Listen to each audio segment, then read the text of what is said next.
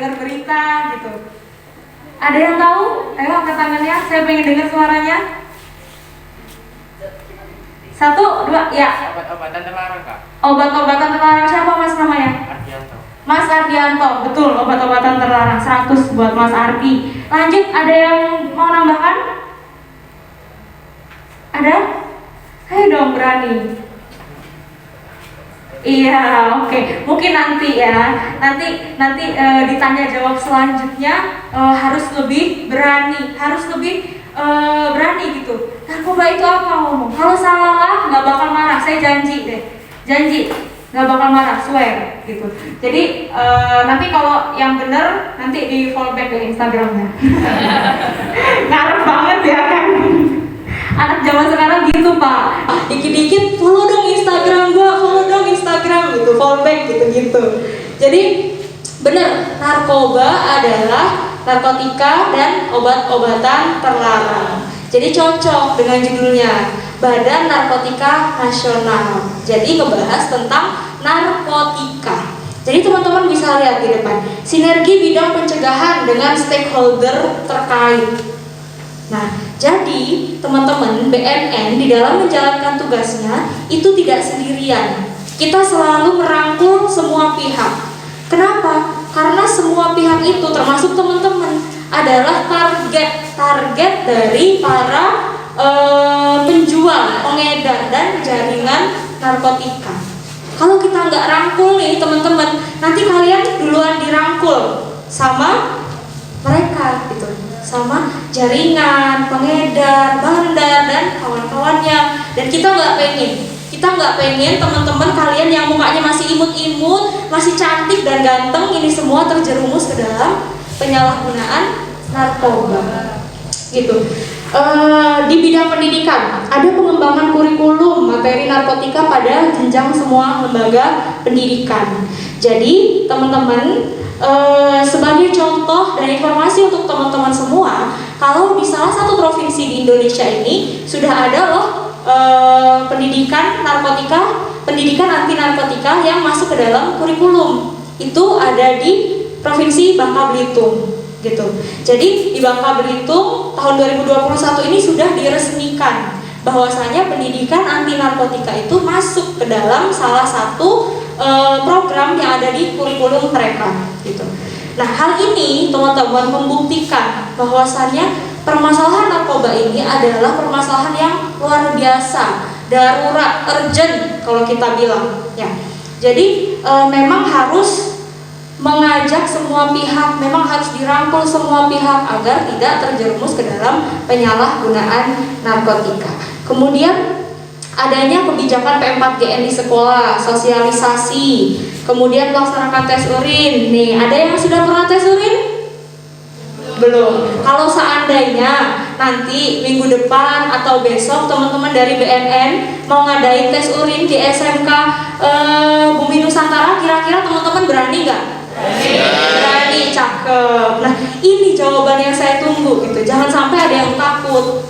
Karena beberapa kasus di sekolah lain ya, bukan di SMK Bumi Nusantara, kami lakukan tes urin, ada yang kabur, ada yang lompat pagar, ada yang lari. Habis itu nggak sekolah berhari-hari, dicariin gurunya kan. Kenapa nggak sekolah? Takut di sekolah ada polisi. Lah kenapa gitu? Padahal BNN bukan polisi gitu kan. Lah kenapa? Ada BNN kok takut gitu? Berarti ada apa-apanya gitu kan. Kalau kita nggak salah, kalau kita warga negara yang baik, kita nggak perlu takut dengan aparat penegak hukum. Kemudian membentuk relawan anti narkoba di sekolah. Nah, sinergisitas yang ada di depan itu hari ini SMK Bumi Nusantara sudah melakukannya. Sudah diadakan sosialisasi untuk teman-teman aktivis sekolah SMK Bumi Nusantara gitu. Jadi salah satu apresiasi kami haturkan kepada Bapak Ibu Dewan Guru, kemudian juga Kepala SMK Bumi Nusantara karena sudah seniat ini gitu, ngumpulin adik-adik gitu kan, ketemu sama Mbak Ulfa, ketemu sama Ibu Eva dan Pak Adi hari ini. Lanjut, Mas Operator. Peredaran gelap narkotika. Jadi ada pencegahan, kemudian ada pemberantasan, ada peredaran gelap narkotika. Nah, itu adalah P4GN.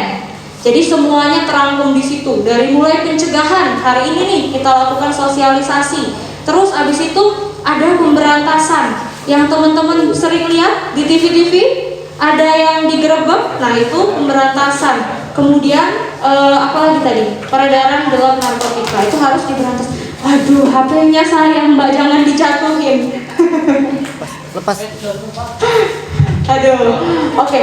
Jadi peraturan-peraturan di depan ini teman-teman, kita sebagai insan yang terdidik, kita harus tahu. Sebelumnya izin memperkenalkan diri, nama saya Sandy Saputra. Sebelumnya saya ingin bertanya, apakah setiap orang yang sudah menggunakan narkoba atau narkotika harus di rehabilitasi dan juga dilakukan hukumannya? Yang kedua, apa respon dari keluarga dan lingkungan setelah pengguna pulang dari rehabilitasi lingkungan? Rehabilitasi, ya. Jangan grogi Mas, santai aja. Kalau salah ngomong saya nggak gigit kok. Pak Adi sama Ibu Eka Mengetahui orang tersebut menggunakan narkotika dan setelah pulang dari hukumannya atau rehabilitasi, apa yang harus lingkungan lakukan agar korban merasa nyaman kembali? Di BNN atau boleh di lembaga swasta bebas. Boleh di BNN, boleh di lembaga swasta. Yang jelas harus melaksanakan rehabilitasi, ya Mas ya, Mas Andi. Terus setelah itu, setelah selesai direhabilitasi, apa sih yang harus dilakukan keluarga dan lingkungan? Tentunya memberikan dukungan penuh. Dukungan seperti apa? Jangan dicemooh.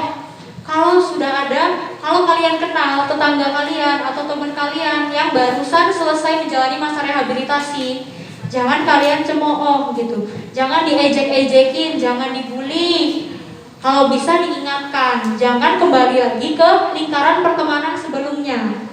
Jadi pilihlah kembali teman-teman yang bisa upgrade diri. Atau mungkin dia hijrah, karena biasanya gini teman-teman, banyak klien yang kita temuin gitu direhabilitasi itu setelah dia sembuh itu ada beberapa dia yang pindah keluar kota gitu. Jadi cari kehidupan baru, ketemu sama orang-orang baru, memulai semuanya dari awal. Kalau mau tetap di tempat tinggal yang lama boleh, tapi keluarga harus tetap kontrol, kemudian lingkungan juga harus tetap mendukung gitu. Jangan sampai dia nih yang udah lama-lama rehabilitasi, udah susah payah, udah niat loh, hancur gara-gara bulian orang gitu.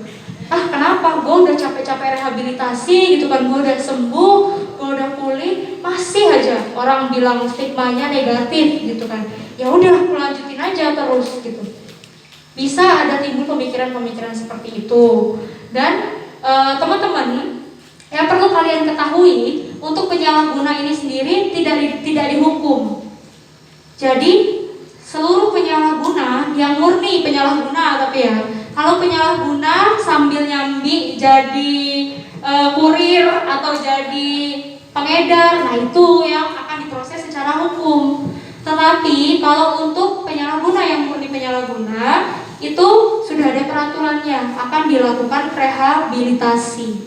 Jadi tidak ada yang dipenjara. Jadi jangan takut kalau memang kenal orang-orang yang kayaknya nih penyalahguna nih, terus mau direhab di BNN, takut karena nanti takut diproses secara hukum, takut dipenjara dan lain-lain. Itu salah gitu. Jangan ada pikiran-pikiran dan stigma yang seperti itu. Jadi kalau memang kenal, kalian semua yang ada di ruangan ini sudah tahu gitu, langsung arahkan ke BNN. Kantor kami ada di Gisting, ada di Kuta Dalom gitu teman-teman.